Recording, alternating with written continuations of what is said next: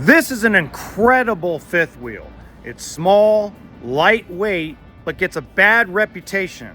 So I'm going to show you why it's not as bad as the internet says it is. Welcome to HBRV Lifestyle. They call me the Honey Badger because I give it to you straight and transparent about the RV business. This is a Crusader 305 RLP. Now, it's built by Primetime RV, which is under the Forest River umbrella.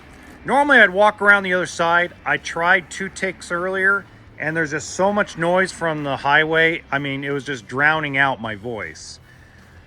I don't do a lot of editing where I put sound effects or a bunch of jump cuts. So this is just you and me talking. And this is gonna be one of the few videos I do that doesn't have captions, just to kind of see what you guys think. Now, this is 34 feet 8 inches from the ladder to the pin box, and it weighs 9,438 pounds dry with 11,912 pounds GVWR. The pin weight is less than 1,600 pounds according to the catalog. So in reality, they would call this half-ton towable. And I believe that's one reason why fifth wheel companies in general get a bad reputation, because you really shouldn't tow a fifth wheel, no matter what its weight, with a half-ton truck. And I'll get into that a little bit later, so make sure you watch the entire video so you understand what my position is on that. This is a very typical layout for a rear lounge. There are some differences that they put themselves in. First of all, they put the electronic motor for the TV to go up and down. So you got your big screen TV, your sound bar, and your fireplace. Now, what I will tell you at the end of the day is this is the same sidewall and roof construction as a Keystone Cougar. From the plans I looked at, from everything I did on my research on it, it's identical to the way my Cougar is built. So obviously the quality of the build is not the problem. I believe it's the way it's sold, and I believe it's the way the service departments across the United States and Canada prep them and get ready for the customer. Because at first glance, if you look, the cabinets are absolutely gorgeous. I love the kitchen countertop. It looks absolutely beautiful here on the island. And then you got a one-piece sink, and you guys know I love this. If you're a fan of the channel, you know this is my favorite type of sink. Pozole, chili, tortilla soup. You need big pots. Nothing beats having a bowl of tortilla soup while you're camping. You just can't beat it. And you can't wash the pot in a divided sink like that. So I enjoy that, love it. I do like all the storage underneath the island. And one of my favorite things is instead of putting a cabinet here, they put drawers. To me, this is smart. This is one of the smarter things that I've seen this layout have.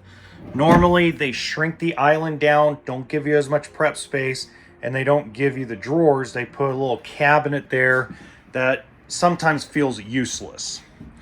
They put the 4-burner stove and the residential sized oven in, so you can probably put a small turkey or a small chicken in there. Good deep storage and cabinet space. By the way, since we're right here, I'm gonna show you that the TV lowers with the button right here. So just listen to Jeopardy music in your head while this thing goes down. I have a long extension cord from the power, so I can't run ACs, but I can run lights, and I'm even right now gonna turn on the fireplace. So that's a nice little thing. Goes and change the lighting. And it acts as a heater, so you can hear, and I can actually feel it. It's getting warm, hot already. So that's really cool. This actually folds out into a full-size queen bed. I call it a full-size queen because they call it a queen, but it's really in between a full and a queen. Not really an RV queen, but you have electric plugs on each side, so if someone's charging a tablet or charging a cell phone, perfect. the zebra shades. Let's open up these real quick, show you how deep they are. So no waste of space above the couch. This is something that's been common for about 10 years. Nothing really surprising. Here's the only thing I could say is that they opted to put the bigger windows in rather than putting cabinets above the theater seating. Again, that's a preference thing. Some people want the cabinets and feel like it's a waste of space. Some people like all the natural light. You make the decision on that. Okay. Now coming here, you of course have your recliners. So we're going to simply just pull this little lever right here, and voila, we're already kicking out our feet. And yes, I've got my it kickers. Oh, look at that. I didn't notice this. They actually have a GFI plug right here in the island. Perfect. Okay. So we went over a lot of the kitchen, but we're not quite done yet, obviously. You got your full-size convection microwave. More storage here. More storage down there. Now that's probably going to be more like for a trash can or something. A little more counter space to take stuff off the stove on both sides, so I like that. Double door propane electric refrigerator. And that's probably another reason why a lot of these probably sit on lots, is some of the complaints is that they don't put a residential refrigerator in here. Well, a lot of times if you talk to the Indiana boys, and I call the Indiana boys the general managers, the super majority of the industry still wants propane electric. So it's just a matter of the preference of the company or the GM building the product. Then you got this huge pantry space right here that they even put cabinets inside. Whoops, sorry. Bumped the camera, bumped my head. You gotta love it.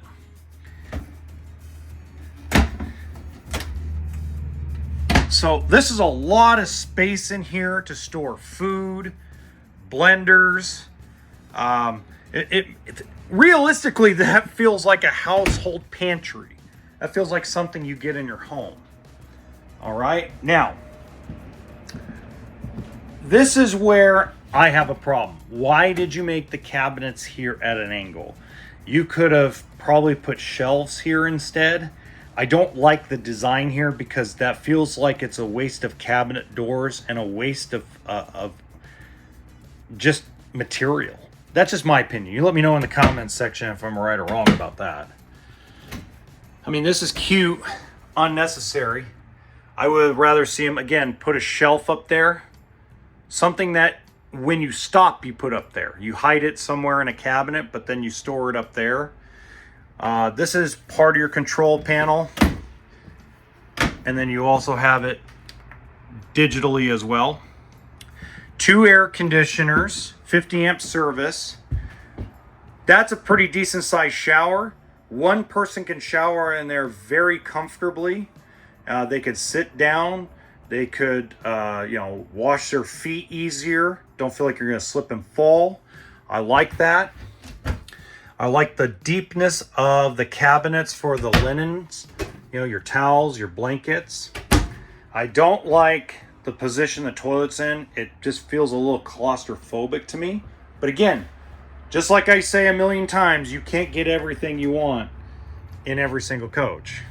So you got to give up stuff, right? And then you have an air conditioner that's dedicated only to the bedroom. And then it has a wardrobe slide, walk around queen bed.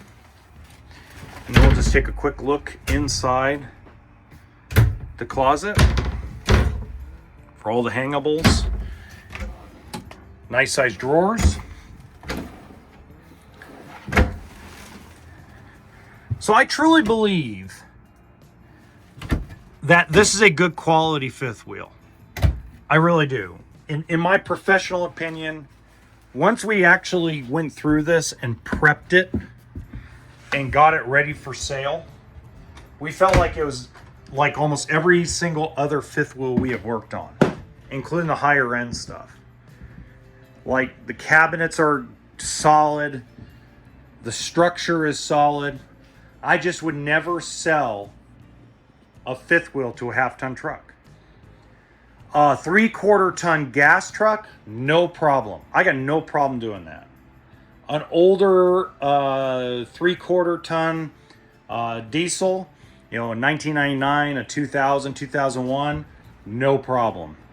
But a new Ford F-150, I would never personally ever sell somebody that. So in the top right-hand corner of this video, you will find another fifth wheel walkthrough video.